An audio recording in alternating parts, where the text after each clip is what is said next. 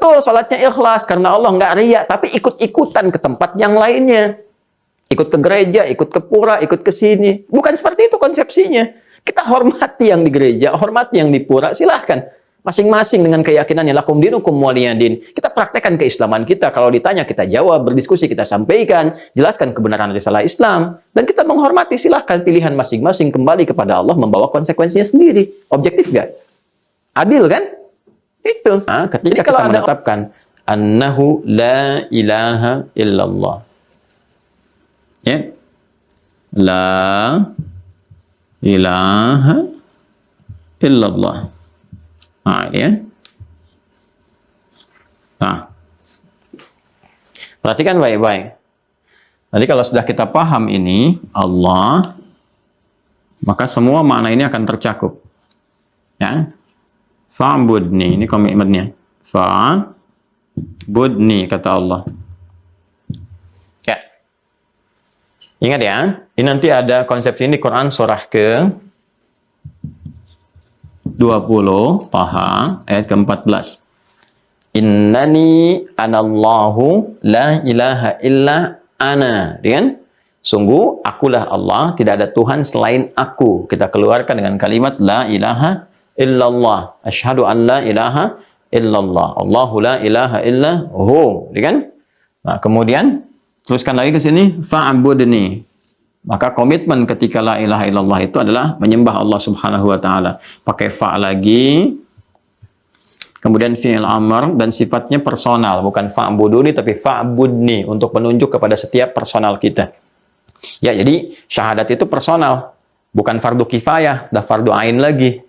Jadi nggak bisa satu bersyahadat mewakili yang lain kalau salat jenazah, nggak bisa. Kan? Ini fardu ain semua kita. Ya, punya komitmen dengan Allah seperti diambil saat usia 4 bulan dalam Quran surah ke-7 ayat 172 seperti yang pernah saya uraikan.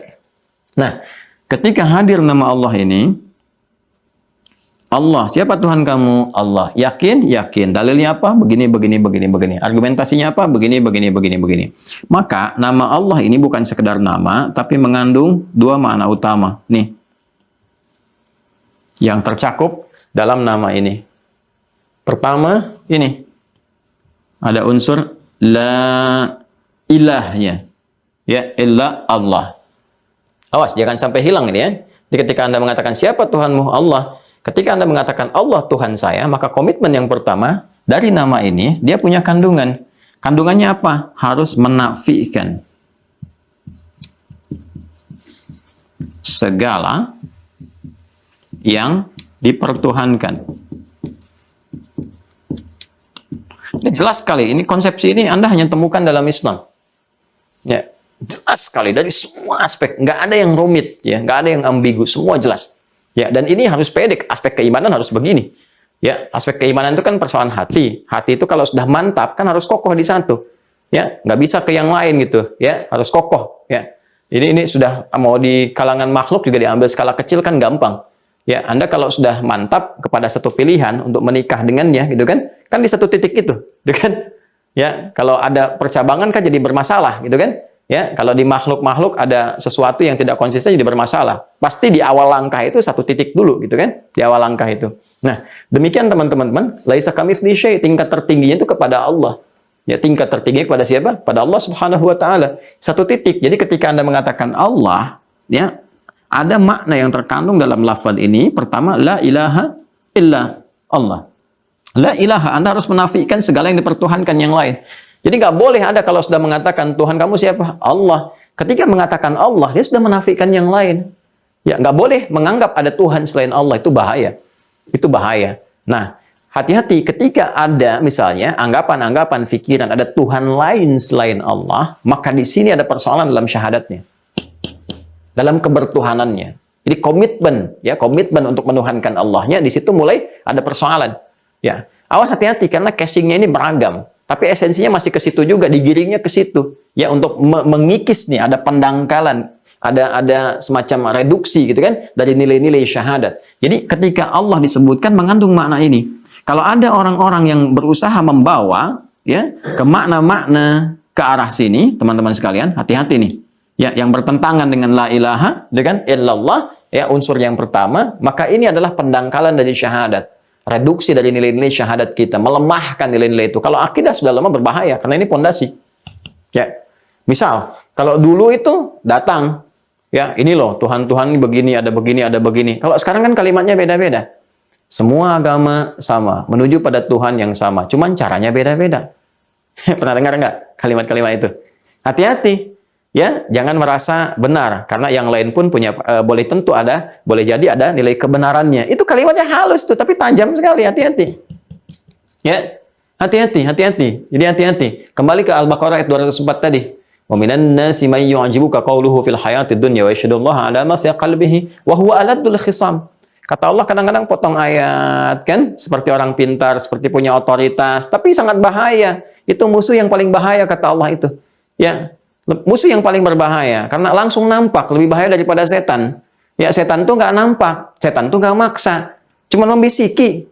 Ya, kalimatnya kan was-was, memberikan bisikan yang halus. Makanya dia pidato. Nanti kita akan masuk kepada fikih setan tuh saat bahas malaikat lawannya setan. Ya, nanti kita akan masuk ke situ. Belum pernah belajar kan fikih setan?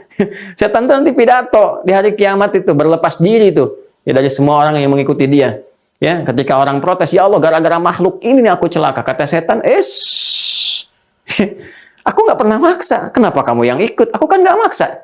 Ya, aku kan cuma ngajak. Salah kamu kenapa ikut? Kan nggak maksa. Mau jawab apa, Joni? Itu nggak mudah itu. Ya, dalam situasi seperti itu.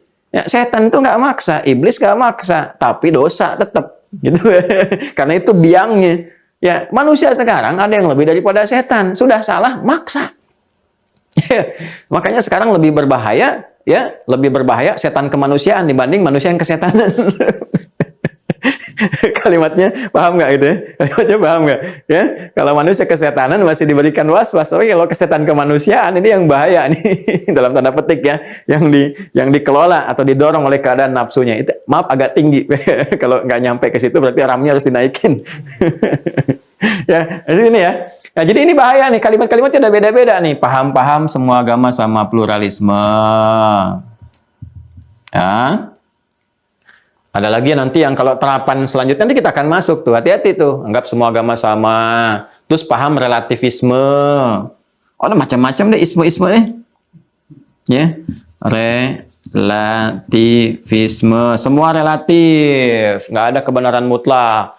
Jangan pernah merasa benar, karena yang lain pun pasti benar, belum tentu salah juga, gitu kan? Dan itu relativisme namanya.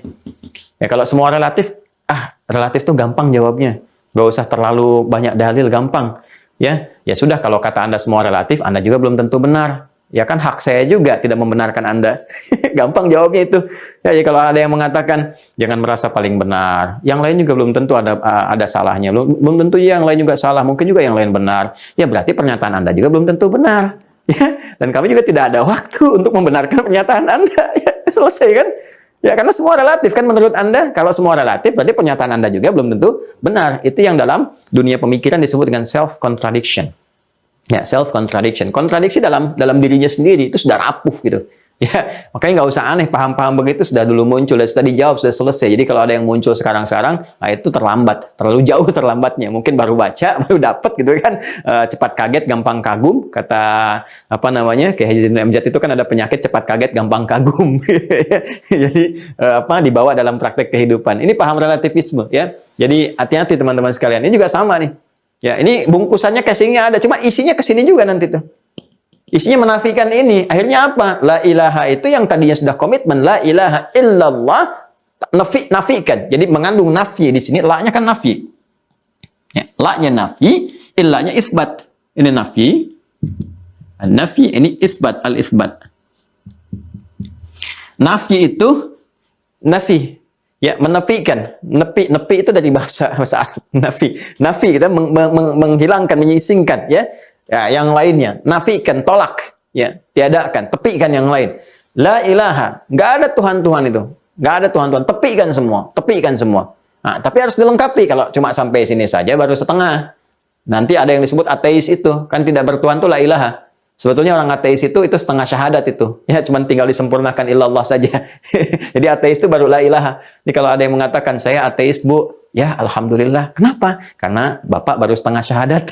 Setengah Islam tuh, tinggal ditambah illallah saja. Nah, ini saya terangkan illallahnya.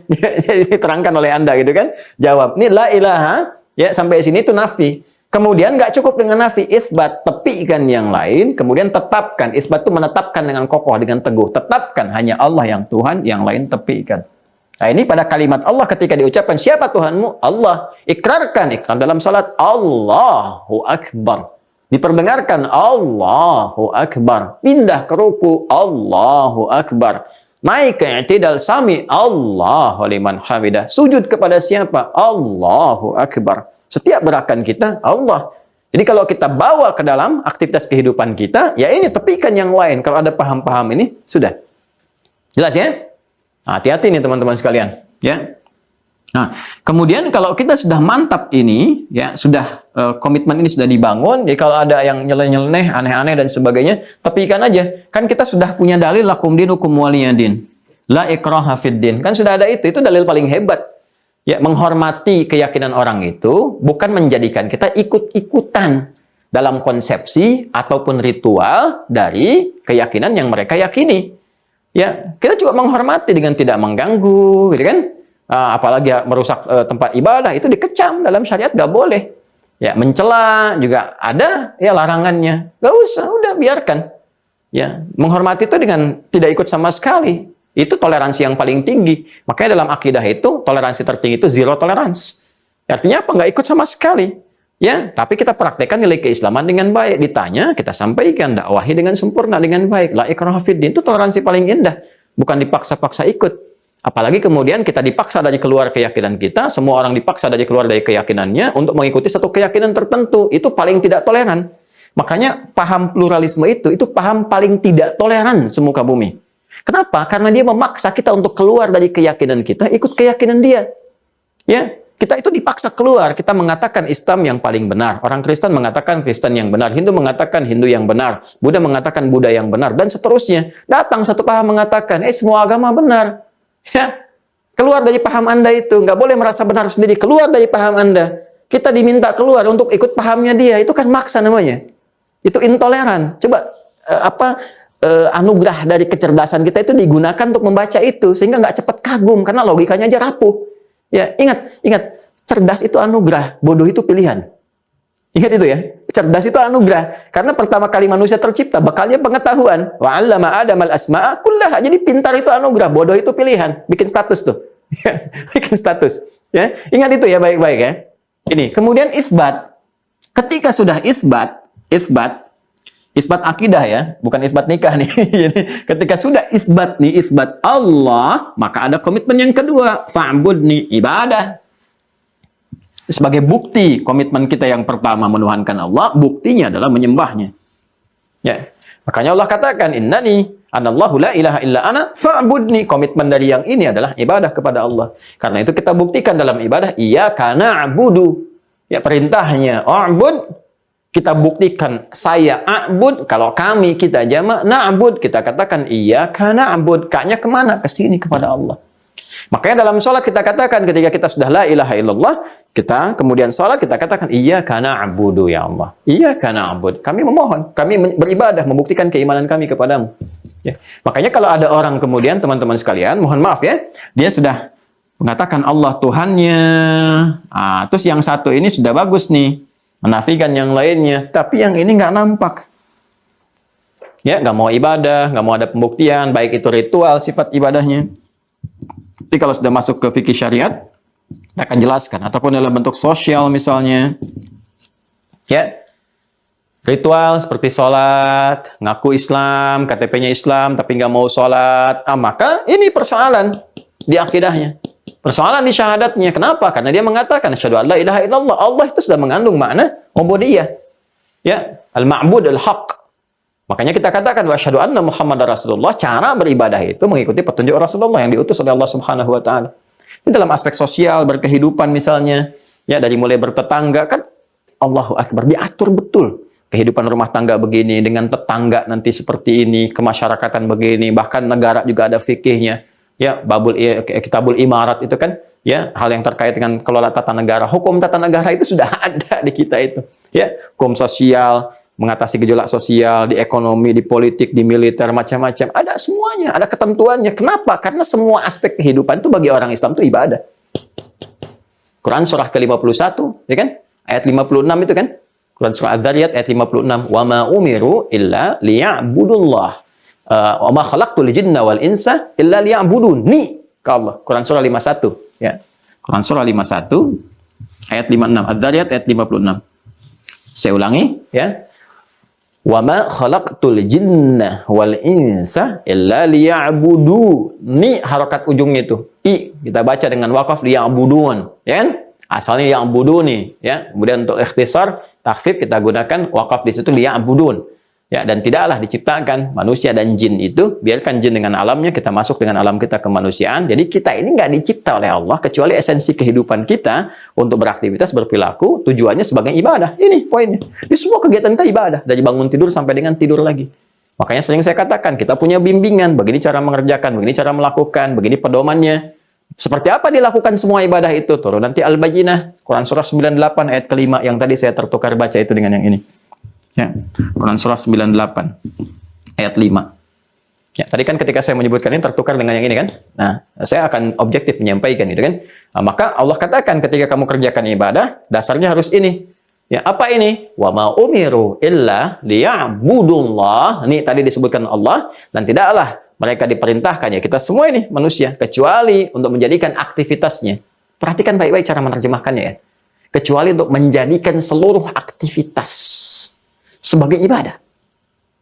Ya. Jadi kalau kita potong kadang masih bias maknanya. Dan tidaklah mereka diperintahkan kecuali untuk ibadah. Jadi yang dipahami nanti kadang sholat saja. Cara menerjemahkannya begini. Dan tidaklah mereka diperintahkan kecuali untuk menjadikan seluruh aktivitas mereka sebagai ibadah. Kepada siapa? Ini yang di sini disebutkan Allah liya'budullaha. Bagaimana caranya? Mukhlishina lahuddin. Mukhlis, ikhlas. Apa itu ikhlas? Ikhlas terkait ibadah, terkait dengan akidah, yang nggak ada tafsir lain, kecuali Quran surah 112 dengan namanya Al-Ikhlas.